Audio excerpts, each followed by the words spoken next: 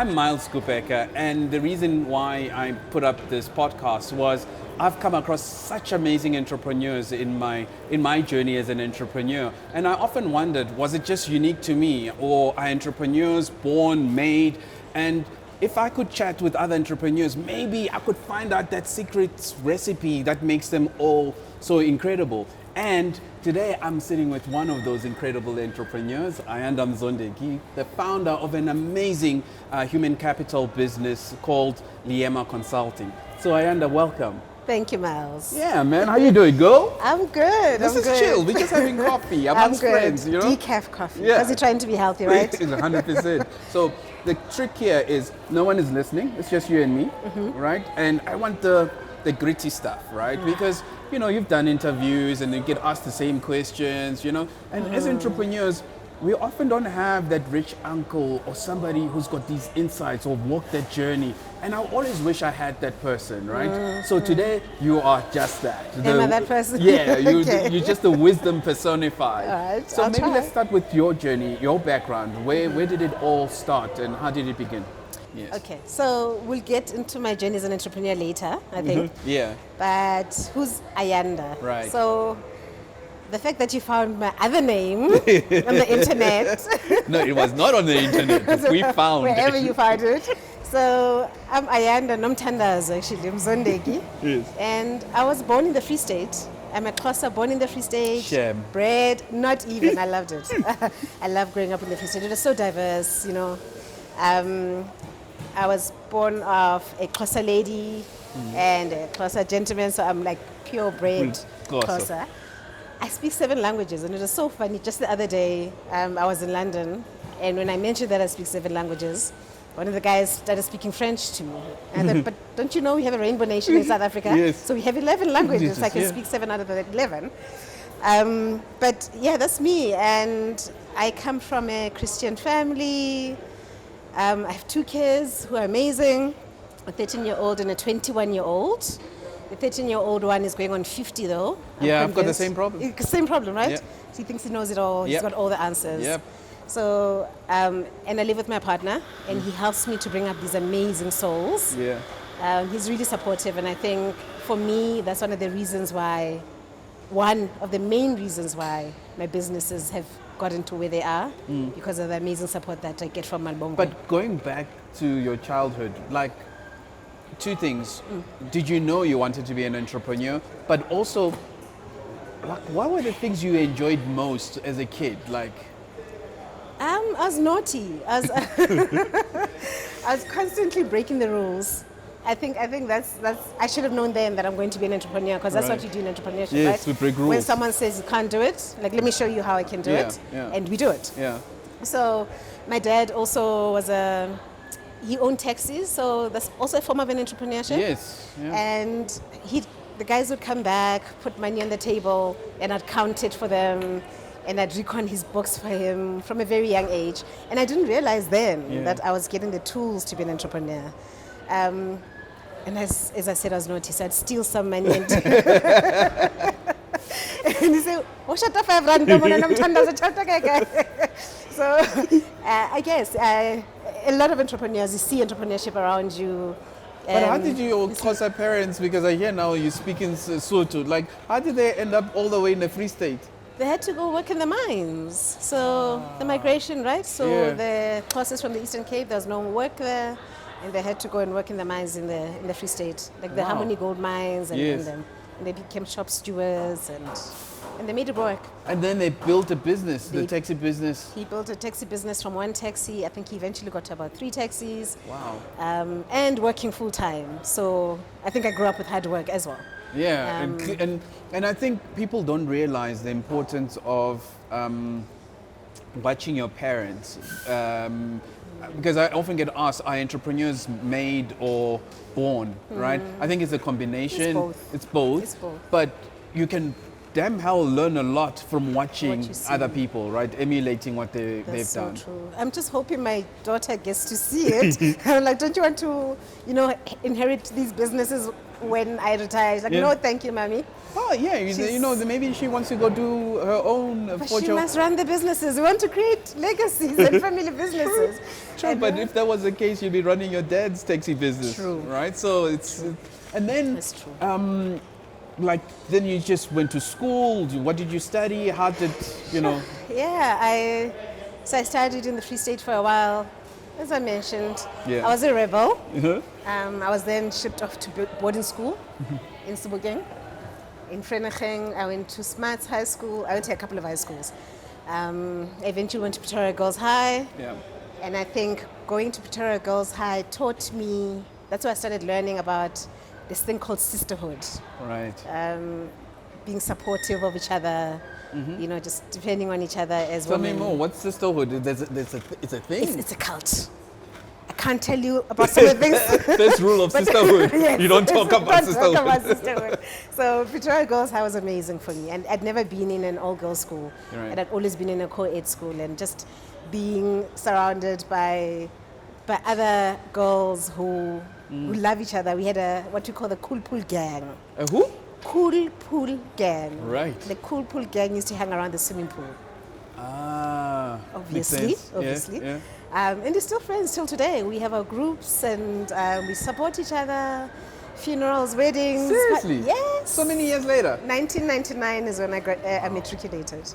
And we still support. And would you get your daughter to go to an all-girls school, or she's going to a co-ed? She is at UCT actually. Okay, so it's past that stage. She's past that stage, but Yeah. she refused. Really? Yeah, she chose all the schools she wanted to go to. Same with my son. Like, I want to go to this school. I researched it, and so I allow them to make their own choices. Wow. Yeah, I'm a very evolved parent, I think.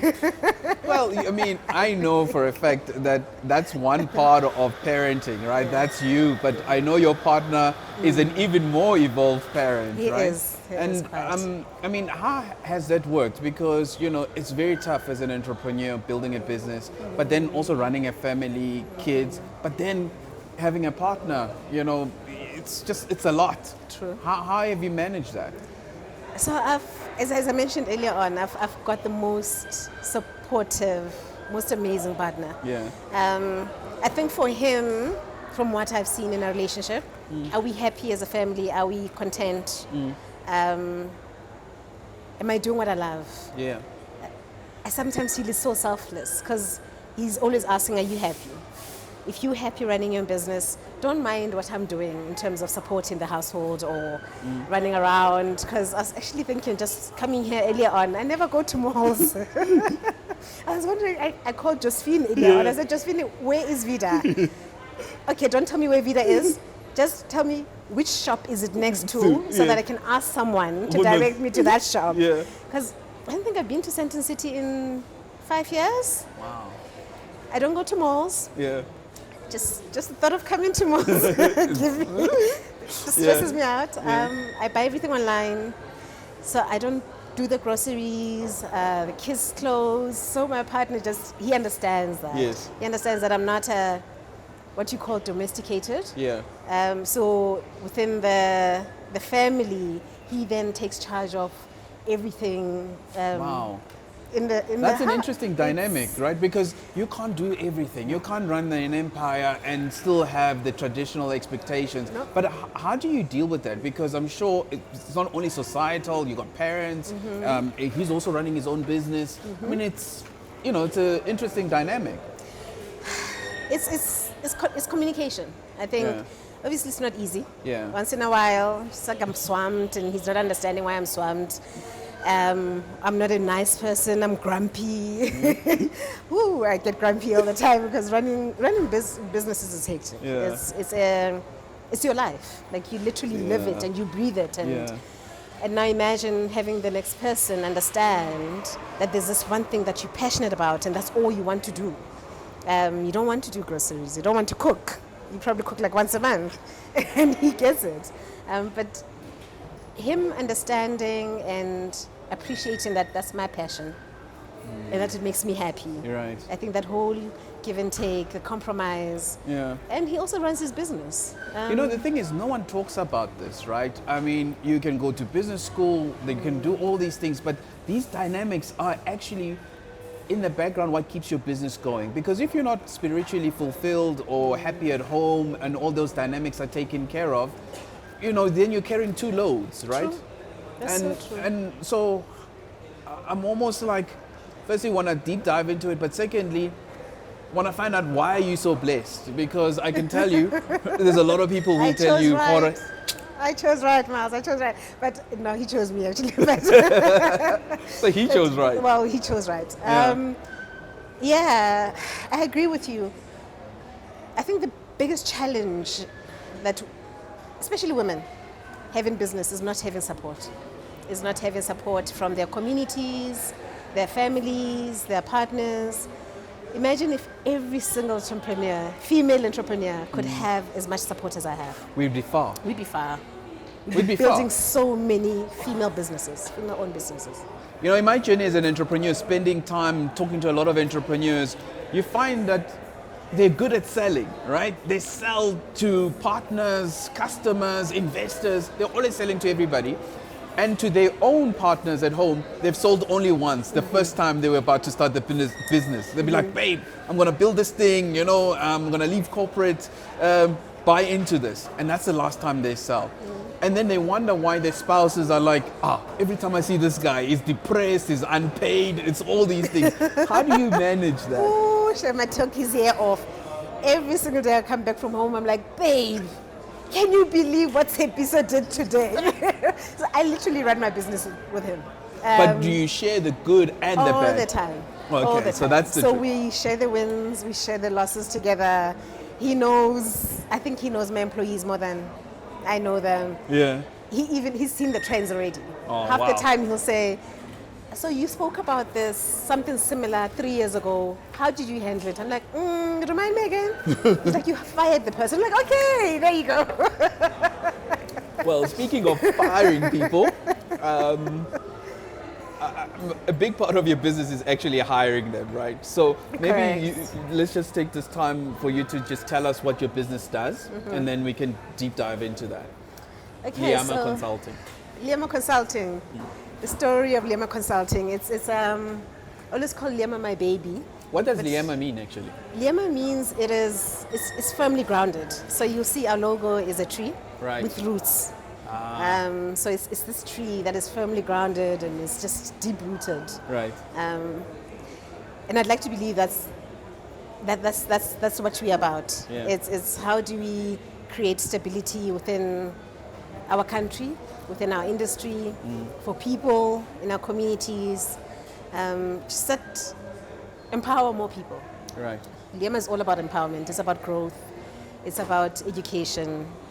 It's about changing the status quo. And how does that practically manifest? Manifest. Yeah. So just by virtue of the business itself, Yeah. we employ people. We find people employment. We are what we call a people solutions company. Other people call it a human capital solutions company. We source people for our corporate clients. We place them in the corporate projects or within the size of the corporates. And we then onboard them, payroll them, manage them throughout the whole process, manage their leave. We help corporates with culture, especially when it comes to the hybrid and the remote working issues that we're having. Yeah. It's a huge adjustment for a lot of the people within the businesses, employees. And we help close that gap. Yes. Because ideally the guys that sit on our books, so we're sitting with about maybe 300 to 400 employees on our books and on project staff. Sure. This is in our offices here in South Africa, Botswana, Zimbabwe, Zambia. We just opened up operations in Kenya and in Switzerland. Yeah. So just across the globe, that's where Liyema came. Sorry. And that's one of 3 businesses you run. You got 2 others. Yes, just besides Liyema. So you before we go to the other businesses, Mams, you wanted me to tell you about how we we change lives. That's Yeah. our motto. Yeah. Liyema is all about changing lives. So we have some initiatives where we support what is called the Alexander Gunners. So it's Play for Education. It's the little ones in Alexandra. They play soccer during the day. And then before they play the soccer, they go for homework classes. It's run by a guy at Accenture, Rulani. Yeah. So they first do their homework, they do their computer studies, then only do they play soccer. So Wow. these are one of our pet projects at Liyema, Yeah. and we love them so much. These children are so amazing. They're so smart. I think about 20 of them have already gone into university and graduated. Wow. We also support what is called the traveling mathematician. He goes throughout the Eastern Cape teaching children in the rural areas, math, science, and I forget the other, tech. Yeah. Tech. He's also taken a couple of them through university, and we've got engineers sitting that have gone through the traveling mathematician initiative, just like ready set work initiatives where we teach people how to put together CVs. My team uses their own time on weekends, and they go teach unemployed people how to put together CVs, how to conduct themselves in interviews. I actually have an amazing team at Liyema. In fact, I'm going to hook you up with a friend of Amazing. mine, Caroline at H&M, and they've got a STEM project that I think there's obvious synergies. So let's just make that happen. Oh, we're gonna make that happen. We're gonna make that happen. Yeah. So all about how do we get people ready for the working environment, for the corporate world. It's essentially you're actually building your own pipeline, right? Exactly. I see what you're doing. Exactly. Yeah. How do we keep them there happy, Yeah. content? Then how do you get them to grow to the next level? Right. And they then either become the next executive or they become the next entrepreneur. 100%. So our workshops are not only about being work ready, it's all about entrepreneurship as well. When you get them coaches and mentors to see where their passion lies. And then the other two businesses? The other two businesses, the one business I run is AfroFuture Tech, Yep. which spun off my networks. That's another thing. My networks, I've got amazing networks. So Your networks are your net worth, eh? Your networks are your net worth. Yeah. So I belong to an organization called WEConnect International. That's where corporates come into the room together with women-owned businesses. Yeah. They see how they can procure from women-owned businesses and give them more access to markets and access to contracts. So that's a whole mandate for WeConnect International. Yeah. Is how do we get more money into the hands of women? Because when more money is in the hands of women, the communities grow. communities grow, Yeah. and we empower people around us, right? Right. As women entrepreneurs. So that's WeConnect International, also WPO, Women Presidents Organization. Yeah. You have to be a heavy hitter to be part of WPO. No, can you not get into WPs? Let's just say, we know her businesses are doing well. So besides that, WPO is all about, I think I actually credit a lot of the growth in my business to WPO. It's, you get into a room with amazing women. Global women. Globally, it's a global organization. You get into this room and you talk about your problems. You talk about your challenges, and the next person has gone through what you've gone through, and they tell you, in my experience, this is what I've gone through, and this is how I fix the problem. And a lot of the times, you just take the information from the room and you just keep on growing your business. It's like an Alcoholics Anonymous Right, for yes. entrepreneurs, right? Hi, my name is Miles, and I'm an entrepreneur. That's exactly it, and you're held accountable. Yeah. So you can't come back the next month with the same problem, Yeah. and you haven't done anything about There's a it. 12-step program. Yeah. Exactly. So Yeah. at which step, at this 12th step, are you at? Right. Yeah, so my networks have really been great. So that's how I then eventually met my co-directors through AfroFuture Tech. Okay. So these are not other high-powered women. Other high-powered women running their own businesses.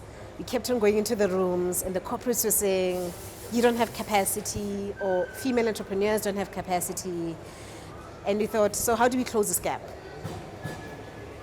3 of us running our own individual businesses formed AfroFuture Tech so that we can empower more, so that we can empower more businesses, so that they can get more contracts.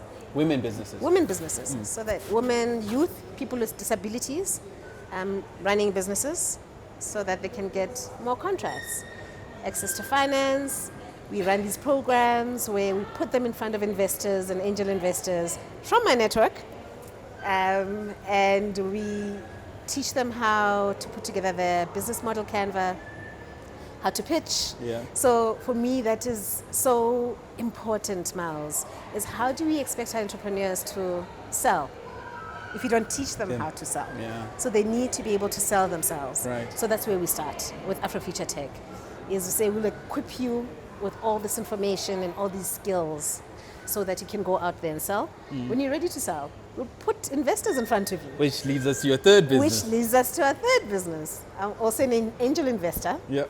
In still through my network, WPO and WEConnect International, where we invest as 20 passionate women about growing women entrepreneurs. We run an angel fund called Dazzle Angels. So within Dazzle Angels, we put in our own money, and we then said we want to invest in women, mainly women-owned tech startups. Yeah. I think so far we've invested in 5. I could be wrong. We invested in 5 really amazing ones. The most exciting one for me is SV Capital.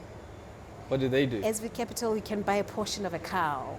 It is little as 500 rands for a portion of a cow. It's a literal stock market. Exactly. For our people.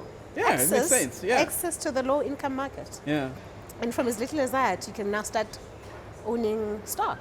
Hey guys, I'm still with Ayanda. Please don't forget to subscribe, share the link, and in fact, what's your handles, Ayanda, so they can also follow you? Yes, Miles. So we are on all the social media platforms. You can also follow us on Instagram, Twitter, Facebook, and LinkedIn. That's where I'm more active. Same. Yeah, so you can also find more information on our website, and that is liyemahr.co.za.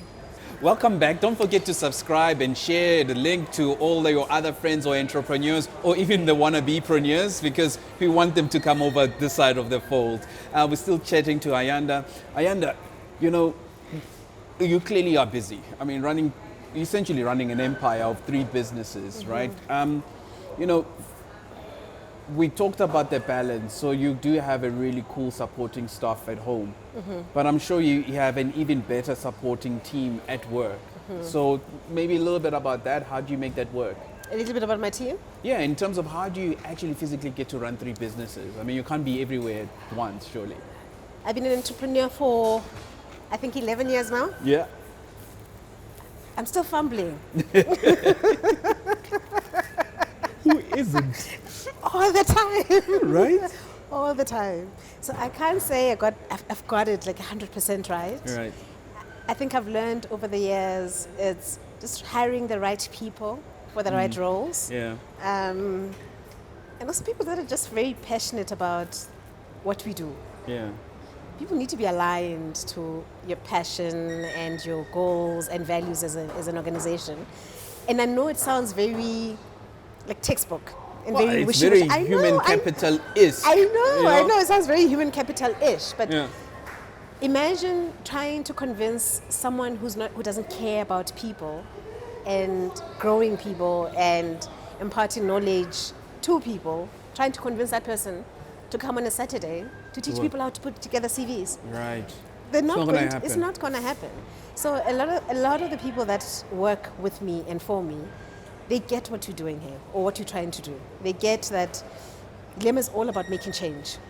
It's all about growing our clients' businesses and realizing that we can't grow our clients' businesses if the people are not happy. We need to keep the And how do you happy. find the people that you employ who get it. and then make them get it even more, right? So, because that's bloody hard. Finding good people is no joke. It's so funny. Also, no right answer to this one. It's not easy at Yeah. all.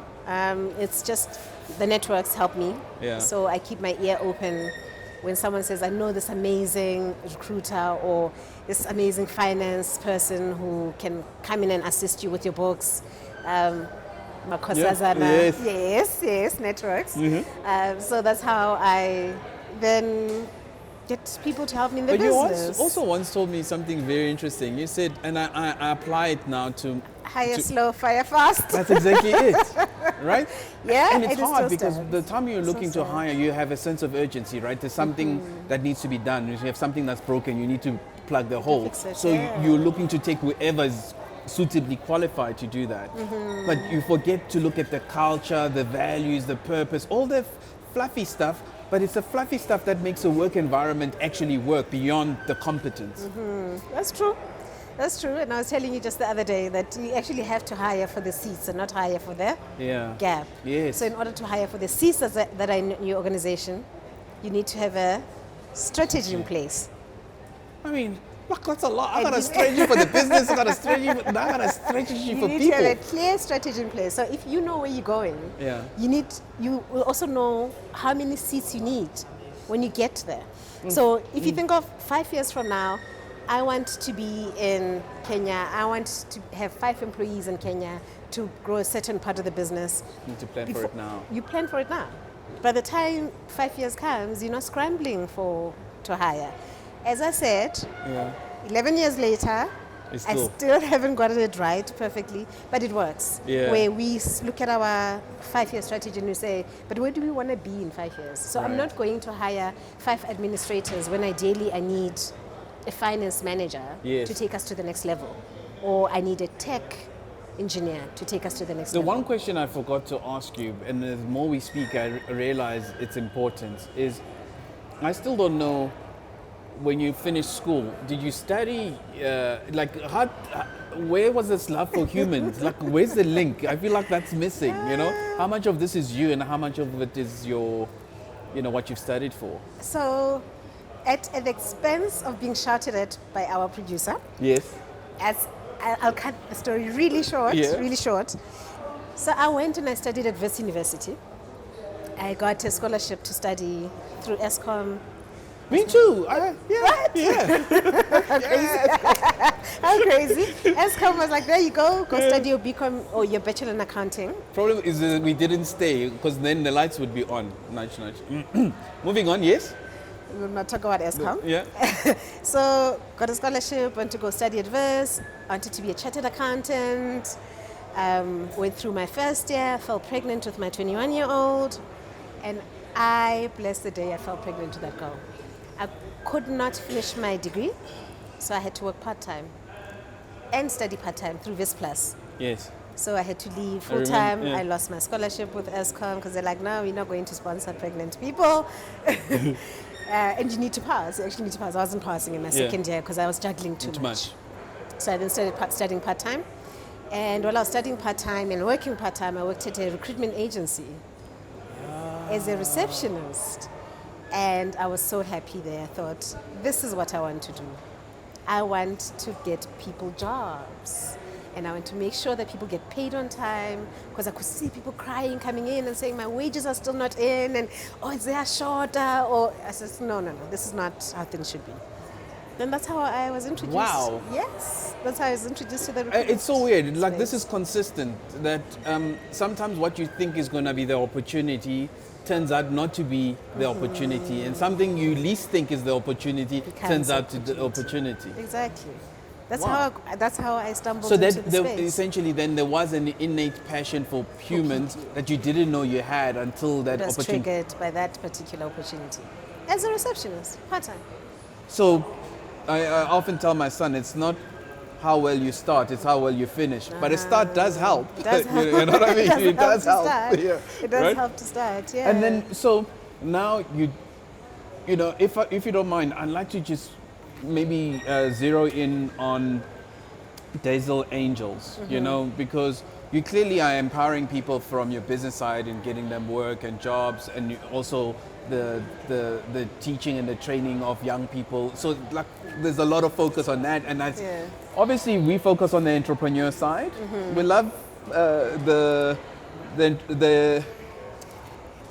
people space. We love entrepreneurs too. Don't get us wrong. We did the entrepreneurs. Do your thing, man. Write the corporate letter. But obviously the show is focused mostly on entrepreneurs. And the biggest thing we see when we speak to amazing people we talk to is particularly women businesses. They say we struggle to get VCs or private equity to invest in our businesses as women. And secondly, there's no angel investment. People come in when we've relatively successful, but no one is there when it's hard. Why did you see this opportunity to be an angel investor? I have a very bossy friend that I can never say no to. We both know her. Oh, is that Lee? Lee said we are starting this angel fund and you're going to be part of it. Yes, my friend. And I'm not taking no for an answer. Yes, that's how she's, yes, my friend. Yes, my friend, that's what you're doing. And I said, okay, Lee, that's what you're doing. And I think at the time when I agreed to it, it's just that I believed in Lee and Eddie's vision, in Alex's vision, and I never faltered. I just thought, whatever these girls are involved in, it must be so huge that I want to be part of it. And they're not giving me a choice not to be part of it, right? So that's how I got to be part of Desert Angels. And once I was in there, I saw it, Miles. Their passion to educate, to empower, to just give their time. And put their money where their mouth is. Put their money where their mouth is. I thought I want to be part of this movement. Right. I cannot not be part of this movement. And that's how I was one of the first angels to sign up with Desert Angels. And over time, we'd interview these entrepreneurs. And I think what I loved about Desert Angels is that not only were we going to invest in female entrepreneurs, especially in the tech space, which is very difficult to find and fund female entrepreneurs in the tech space, but we're going to hold their hand. Because we come, as the 20 of us, we come with such diverse skills. Me from a human capital point of view, Lee from a legal point of view, someone else from a lead generation point of view, legal, comms, marketing. So we thought, with all the skills that we have, why not then make sure that these entrepreneurs that we're investing in have access to these skills that we have? So that's what we do as Desert Angels. So our zebras, which is what you call them, they can contact us at any time. And we sit with them on monthly cadence meetings, and we find out what their problems are, and we help them resolve them. Wow. And I mean, we also give them access to the corporates that we have access to. So we give them the referrals. And so it's the market access as well, because you can put in the money, but if they don't have people who will buy the product, it's kind of like what's the point? What's the point, right? Wow. So you give them market access. And the one thing when we were chatting earlier that you said was interesting to me, and I suppose it's part of who you are in terms of understanding that your network is your net worth, right? Was that surround yourself with people who are different from you? Yes. Different, I said white. Yes, you said. Why are you being politically correct? In fact, what happened was, I was like, oh, you're like half an hour early. And you said, I'm always early. Yes. I'm like, oh, where did that come from? And you said? And I said, it's from hanging out with my white friends. So it's, and I think that contributes to the way you do business. Having diverse people around you to influence you. Yes. It really... Because you take the best characteristics out of them as well. Yes. Because, people don't talk about this. This is the stuff that you can be a great black business, but fail on basics. But if you're late for an opportunity, for an appointment, it's gone. And the second part to that is surrounding yourself with different cultures, because you can only know what you know being surrounded by your existing culture. But if you start broadening your horizons, there's so much more insights that you would have never had visibility to, right? That is so true. Yeah. That is so true. Just recently I learned the power of research. In my mind, I'm constantly winging it. And you thought you've done so well for yourself. I've done so well, I'm so successful. And I realized, no, and you can't go into a pitch or into a client meeting or without your research. Your research is going to inform what you're going to tell the next person, what you're going to do, you're going to pitch. And what triggered that? Why didn't you? It was my chapter chair person, Miranda. Yeah. She's like, Ayanda, you research everything. What do you mean you didn't research this? And you research, but I thought I could just use my own. She's like, no.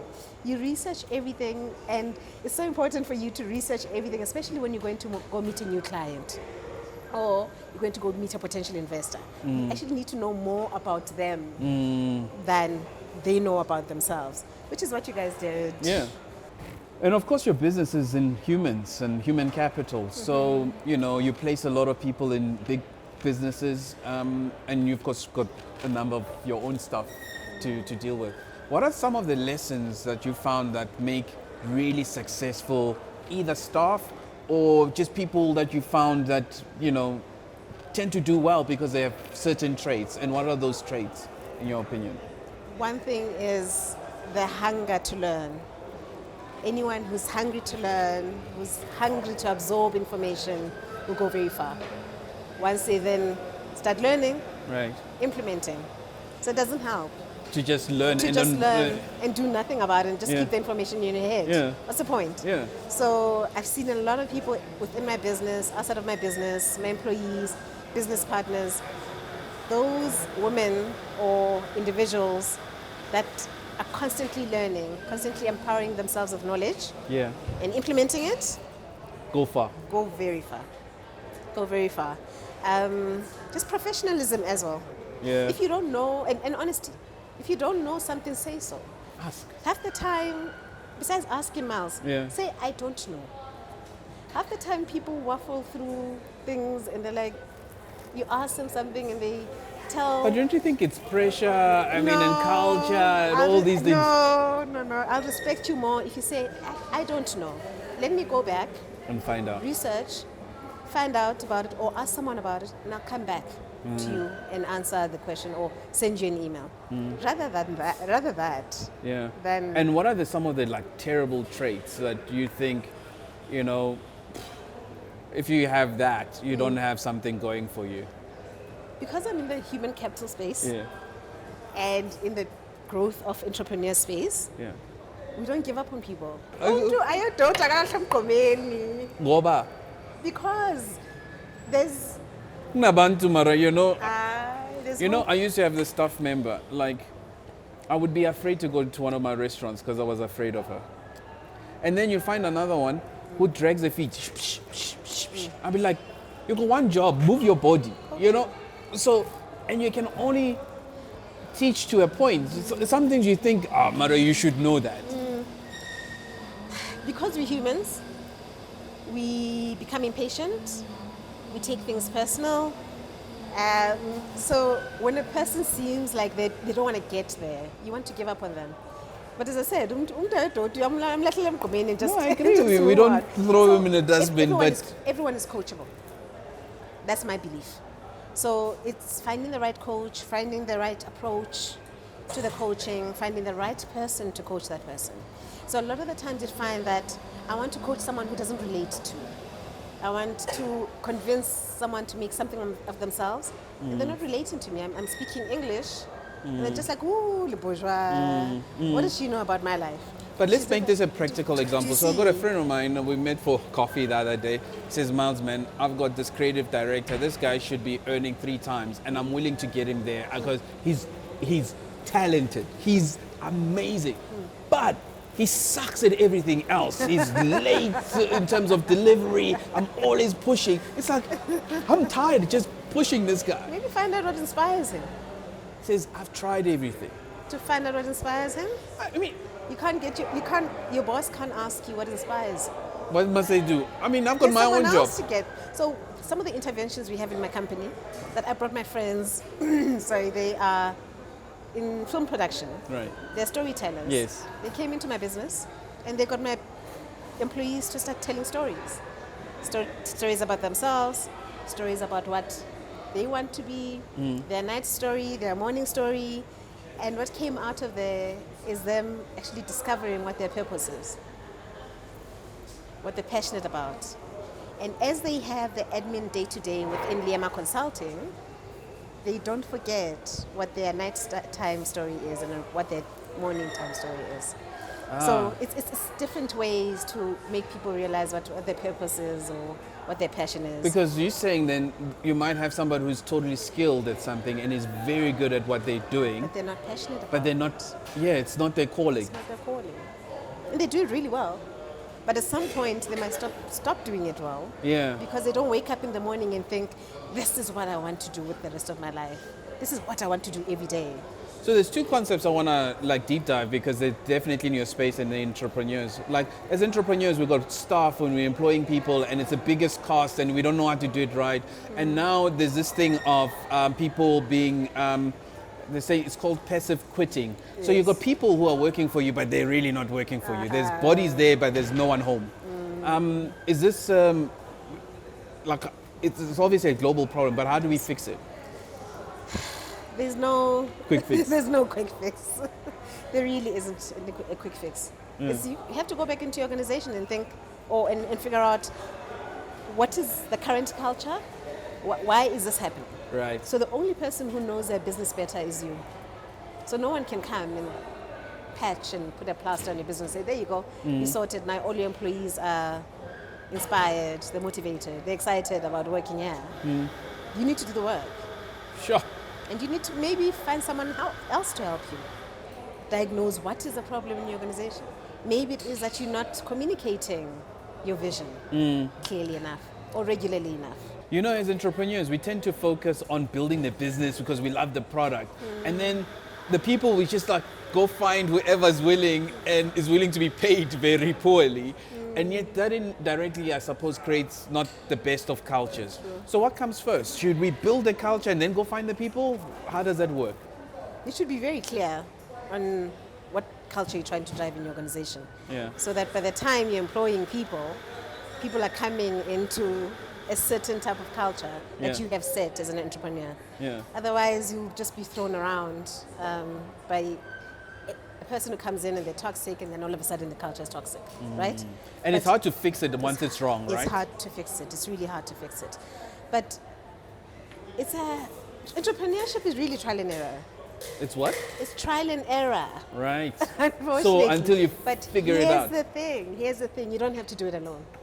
And I always think that most entrepreneurs think they should do it alone or they can do it alone. You can't do it alone. It's tough running a business. So what are some of the mistakes you've seen that businesses make, including yourself? Some of the things. In fact, maybe let me couch it this way. This is the part of the show where, if you met yourself when you were starting, what are some of the advices you would give to yourself? Pay the tax man. Right? Pay the tax man. First. Yeah. Don't pay yourself first, pay the tax man first, then pay yourself. Right. Leading to the next mistake that entrepreneurs make. Pay yourself. Sure. You need to pay yourself. Sure. So we go for years without paying ourselves what we are worth. Right. And we actually work so hard, long hours.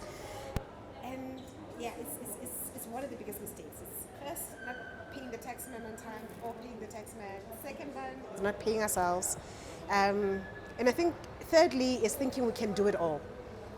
Tap into your network. You have a brother or a cousin who's an accountant. If you don't have money for an accountant, get your brother to do it. And then tell them you will bake them a cake. Yeah, or provide a service from your business. Provide a service from your business. Yeah. Get a cousin who's a lawyer to look through your legal documents and see whether your legal documents are legit or not. Makes perfect sense. And barter. Yeah. But you cannot go through business without having an accountant, a good accountant, and a good legal person. Amen. You said something really important about that you need people to understand why they are in the business working for you. So I was saying, as an entrepreneur, it's very important that the people that work for you, if at any point it seems as if they don't understand why they're there, where you feel like you're now having to micromanage them or having to motivate people to work, maybe have those conversations with them and ask them, why are you here? Do you want to be here? And you might be surprised. They just need a job and pay salaries. But maybe that's not your culture. That will then change. Then the conversation changes. But that's not what we are here for as a business or as Liyema Consulting. We've got a bigger purpose. We are in the business of changing lives. So maybe you're not aligned, we'll find you another job. So I've actually gotten a lot of my employees jobs with my clients, in other companies. I'm like, So you foist them onto somebody else. not that they were miserable, they were happier there. I promise you, they were not happy here, but they were happier there. And they thrived. And they really Speaking of thriving, like what's next for you? What's next for all your businesses, for you as a person? Where are we going from here? What's next for me is we almost died. You've just come out of 2 years of almost dying. So there's not really a next for me. There's more of a live for the present. I wake up and I love doing what I do. Right. That's the next for me. Is to continue. Be present. Present. Is to continue waking up and just empowering more entrepreneurs, especially female entrepreneurs, in any way. So there isn't a certain way I want to assist them or help them grow. But if I wake up this morning and having this coffee with you is going to change another entrepreneur's life, then it's a day well spent. It's a day well spent. I just want to do that now. So I want to wake up in the morning and be excited about doing what I do. And I wish that on all entrepreneurs. And that brings us to the end of today's coffee chat. I can't thank you enough, Ayanda. I wish you nothing but more joy. Yes. A happy family that is, yes. you know, and most importantly, a very successful business. Thank you so much. And please continue driving the impact that you do, particularly for women and young folks out there. And you know, for me, if you do that part right and just live your purpose, what you start seeing is that it's just abundance. You know, the more you put out, you know, the more the thing just fulfills itself. And one of my thing that I keep saying that frustrates me particularly about South Africans is that we have a scarcity mindset. It's about me. And yet there's so much. When you apply abundance, you chow, everybody chows and everybody benefits. And that's the sense I get from you, is that, you know what, you want to help as many people out there to live their best, right? Exactly. That's exactly it. An abundance mindset. Totally. That's the only way to live. And with that, I can't thank you enough. Please, may the powers that be up there bless you to continue doing more of what you're doing. And I wish you nothing but joy and passion. And clearly you got that, and abundance. In abundance. In abundance. So guys, thank you again for joining us. Please don't forget to subscribe and forward this podcast to your mates who want to be entrepreneurs or who are already existing entrepreneurs. And I'm sure you can agree that you can take some of the lessons and apply them to grow and scale your business.